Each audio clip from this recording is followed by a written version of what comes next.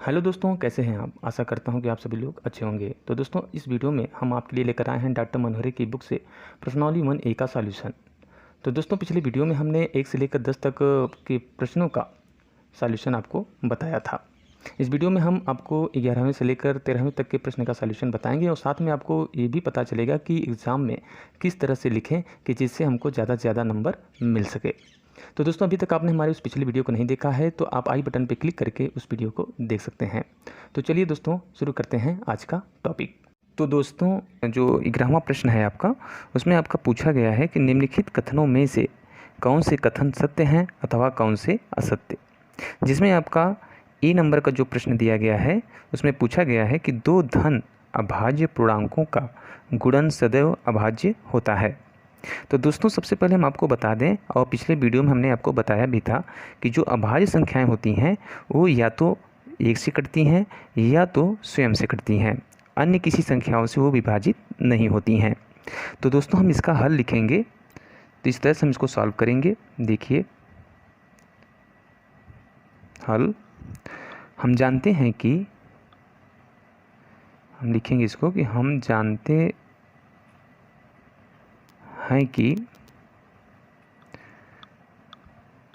2, 3, 5, 7 इत्यादि। अब देखिए दोस्तों, यहाँ पे 2, 2, 3, 5, 7 है, ये अभाज्य संख्या है, ठीक है, क्योंकि ये या तो एक से कटेंगी या तो स्वयं से कटेंगी और किसी संख्याओं से विभाजित नहीं होंगी, ठीक है। तो इस तरह से हम इसको लिख लेंगे कि हम जानते हैं कि 2, 3, 5, 7 इत्यादि धन पूर्णांक अभाज्य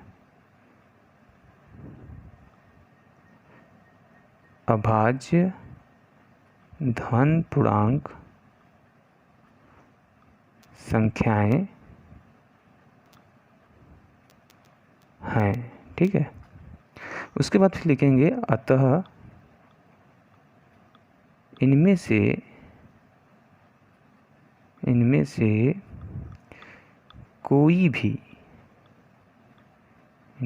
कोई भी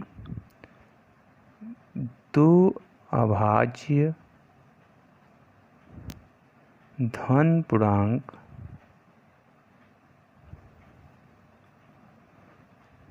संख्याएं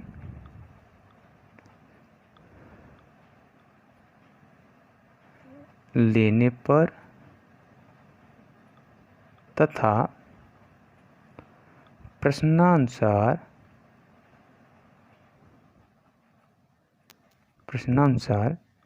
इनका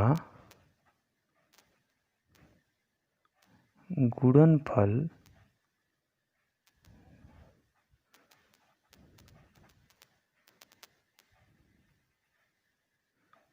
ज्ञात करने पर।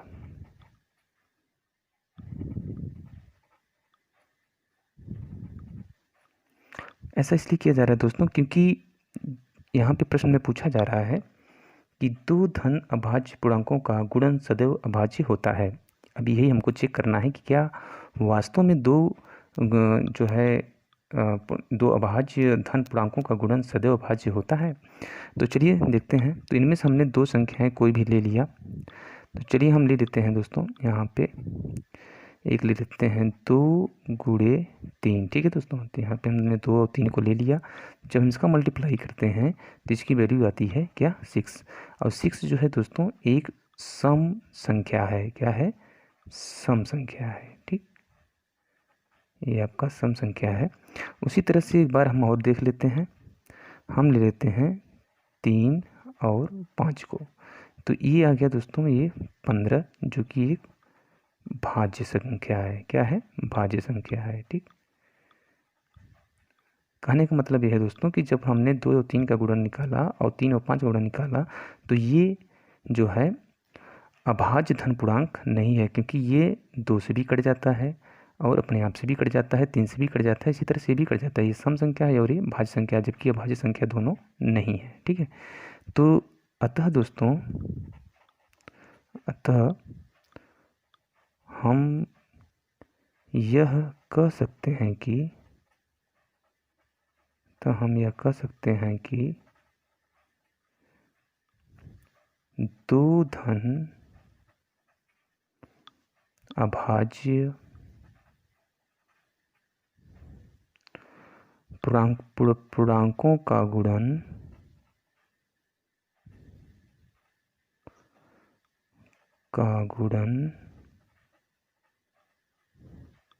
सदैव अभाज्य नहीं होता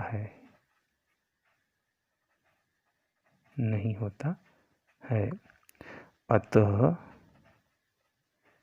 दिया गया कथन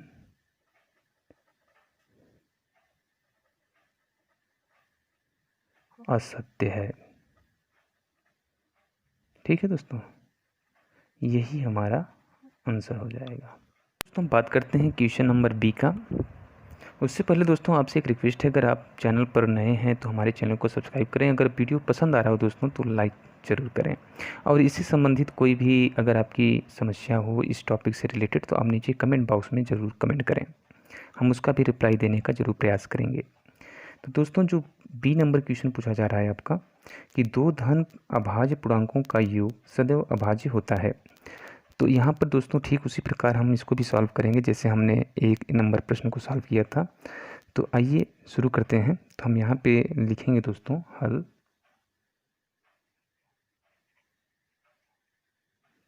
हम जानते हैं कि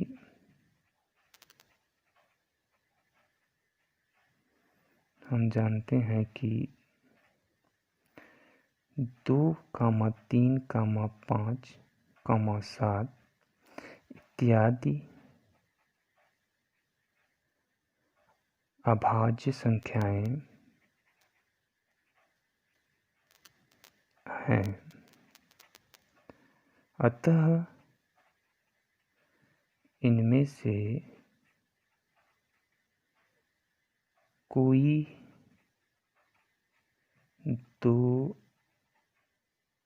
अभाज्य धन पूर्णांक लेने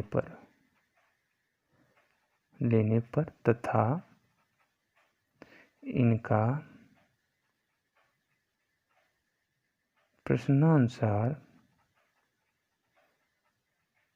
दोस्तों हमसे जैसे प्रश्न पूछा जा रहा है उसके अनुसार ही हमको करना है, क्योंकि हमको योग करना है। तो प्रश्नानुसार इनका जो है योगफल या योग ज्ञात करने पर, ठीक है दोस्तों, इससे हमको पता चल जाएगा कि ये सही है या गलत। तो चलिए देखते हैं। तो जैसे हमने 2 और 3 को ले लेते हैं दोस्तों, तो ये क्या हो जाता है 5, और 5 जो है दोस्तों ये विषम संख्या है। ठीक है, क्या है ये विषम संख्या है और अभाज्य भी है। ठीक है, तो एक तो अभाज्य हो गया। अब और देख लेते हैं, चलिए हम 3 और 5 को ले लेते हैं। तो ये देखते हैं 3 और 5 क्या हो जाता है दोस्तों 8 हो जाता है, और 8 जो है ये सम संख्या है, तो ये सम है। तो यहाँ पे दोस्तों अब ये कहा जाए कि हर कंडीशन में 2 अभाज्य संख्याओं का योग जो है अभाज्य संख्या हमेशा होता है, तो ये कहना गलत होगा। तो अतः दोस्तों हम इसको भी लिख सकते हैं। तो यहाँ पर हम लिखेंगे जो है अतः हम कह सकते हैं कि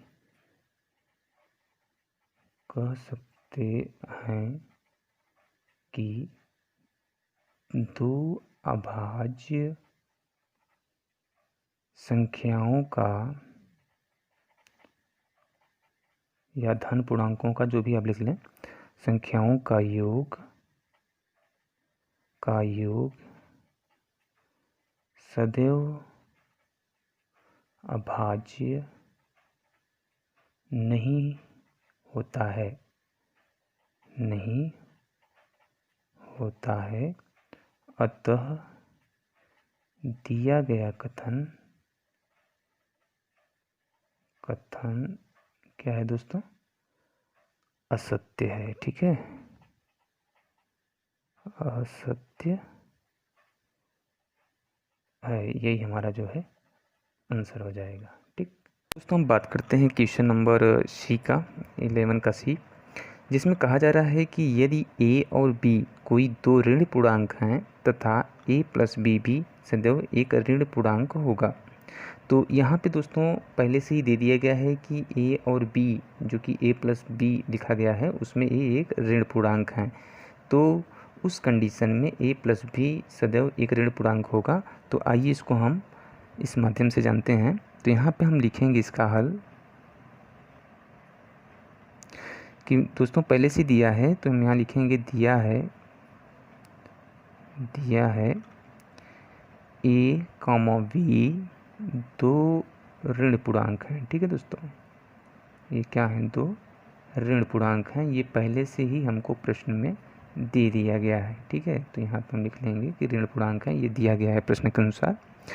अतः फिर आगे लिखेंगे अतः ये प्लस बी में ए बराबर माइनस ए। क्यों दोस्तों? क्योंकि ये एक ए दिया है कि ए बराबर ए ऋण पूर्णांक है। ठीक है, तो यहाँ पे जो ए है वो क्या बन जाएगा, माइनस ए। तथा इसी तरह से लिखेंगे b बराबर माइनस बी, क्योंकि ए भी एक ऋण पूर्णांक है। अब दोस्तों क्या करेंगे कि इतना तो हो गया, तो ये जब ऋण पूर्णांक है तो यहाँ पे लिखेंगे अतः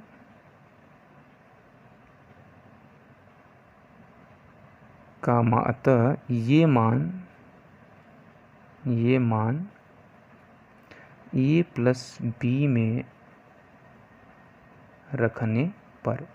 ठीक है दोस्तों, तभी तुमको पता चलेगा कि क्या ये ऋण पूर्णांक होता है या नहीं।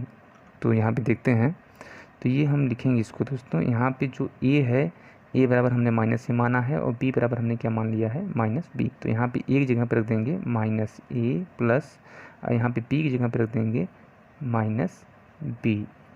और जब इसको सॉल्व करेंगे दोस्तों तो ये हो जाएगा माइनस ए, और ये प्लस माइनस का मल्टीप्लाई कर देगा तो यहाँ पर हो जाएगा माइनस बी।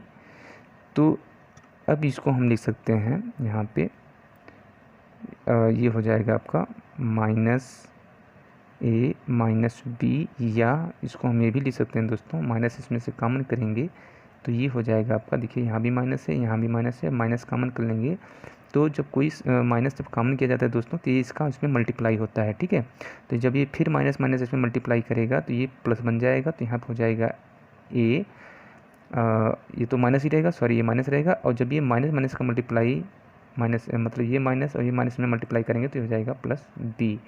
तो अतः दोस्तों यहाँ पे तब लिखेंगे अतः, अभी देखिए जो a प्लस बी था वो क्या बन गया, माइनस ए प्लस बी। ठीक है, तो यहाँ पे लिखेंगे अतः हम कह सकते हैं कि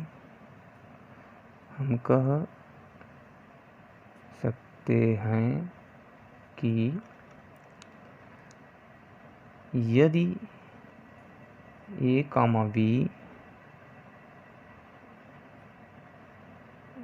ऋण पूर्णांक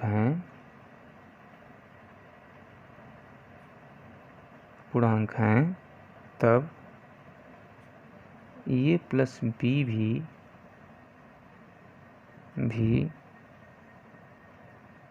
ऋण पूर्णांक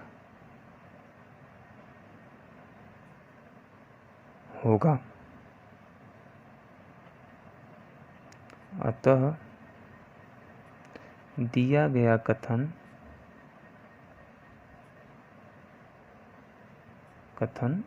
सत्य है। यही हमारा आंसर हो जाएगा दोस्तों। ये दोस्तों आप बात करते हैं क्वेश्चन नंबर 12 की। इसमें प्रश्न पूछा गया है आपका, यदि a एक धन पूर्णांक है तथा यदि a एक धन पूर्णांक है तो दिखाइए कि संख्या a प्लस 1 ब्रैकेट में, a प्लस 2 ब्रैकेट में, a प्लस 3 ब्रैकेट में संख्या 24 से पूर्णतया विभाज्य है। तो दोस्तों हमको ये दिखाना है कि ये जो संख्या दी गई है और ये यहाँ पर एक धन पूर्णांक है, तो ये संख्या पूरी तरह से 24 से विभाज्य होगी। तो दोस्तों हम इसको देखते हैं, ये लिखा गया है आपका इस तरह से है, a plus 1, a plus 2, a plus 3, ये आपका लिखा गया है दोस्तों। तो ये आप देख रहे हैं दोस्तों, ये एक जो है क्रमागत संख्या है। क्योंकि अगर यहाँ पे हम a = 1 रख दें दोस्तों तो इसकी वैल्यू 1 हो जाएगी और यहाँ पे 1 1 2 हो जाएगा और इसमें 1 जोड़ेंगे तो ये 3 हो जाएगा और इसमें 1 ऐड करेंगे तो ये 3 और +1 4 हो जाएगा दोस्तों। तो इस तरह से ये प्रूफ होता है कि ये जो है ये क्रमागत संख्या है। तो यहाँ पे लिखेंगे दोस्तों हम कि इतना जो है माने a+1 a+2 और a+3 एक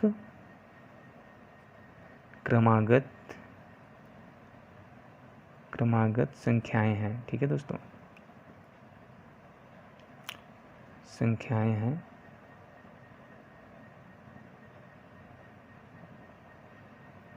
ठीक, अब देखते हैं दोस्तों, अब यहाँ पे क्या होता है कि आगे फिर हम लिखेंगे अतः इनमें से a+1। ठीक है दोस्तों, जो a+1 है वो किससे, देखिए a तो a की वैल्यू अगर एक जगह पर हम 1 लेते हैं तो ये तो 1 1 से ही कट जाएगा, तो इसका कोई मतलब ही नहीं रह जाता। अगर हम a+1 को यहाँ पे 1 a रखेंगे जब एक ही जगह पर तो ये क्या हो जाएगा, 1 1 2 हो जाएगा। तो इसका मतलब ये है दोस्तों कि ये a+1 जो है वो 2 से, ठीक है दोस्तों, 2 से, और इसी तरह से a+2 जो है ये किससे विभाजित होगा, 2 और 1 3, मतलब ये 3 से, तथा जो आपका a+3 है दोस्तों, ठीक है, a+3 ये किससे विभाजित होगा, क्योंकि यहाँ देखिए 1 रखेंगे तो क्या हो जाएगा 4, तो ये किससे विभाजित होगा 4 से। ठीक है, 4 से विभाजित होगा। तो कहने का मतलब ये है दोस्तों कि अगर हम यहाँ पर 1 एक वैल्यू पुट कर दें तो ये संख्याएं 2 से, 3 से और ये 4 से विभाजित हो जाएंगी। तब इनका जो गुणनफल होगा तो यहाँ पर लिखेंगे दोस्तों अतः इनका गुणनफल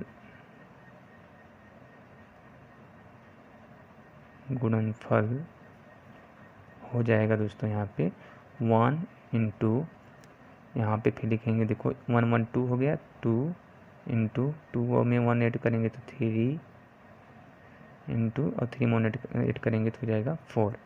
तो इस तरह से क्या आ गया दोस्तों, देख रहे हैं 4 3 12 2 9 24 1 ये आपका 24 आ गया। ठीक है, और ये जो 24 आया है ये किससे विभाज्य है दोस्तों, जो कि 24 से विभाज्य है। ठीक है, तो यही दोस्तों हमारा आंसर हो जाएगा। दोस्तों बात करते हैं प्रश्न संख्या 13 की। इसमें पूछा जा रहा है आपका, यदि a एक समधन पूर्णांक है और b एक विषम धन पूर्णांक है तो बताइए कि निम्नलिखित संख्याओं में से कौन सी संख्या सम होगी। तो दोस्तों इसका हम हल लिखेंगे, इसको इस तरह से हम सॉल्व करेंगे। हल दिया है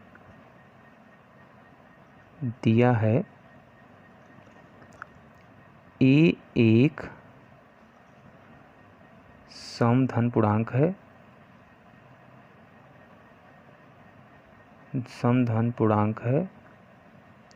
जबकि b एक विषम धन पूर्णांक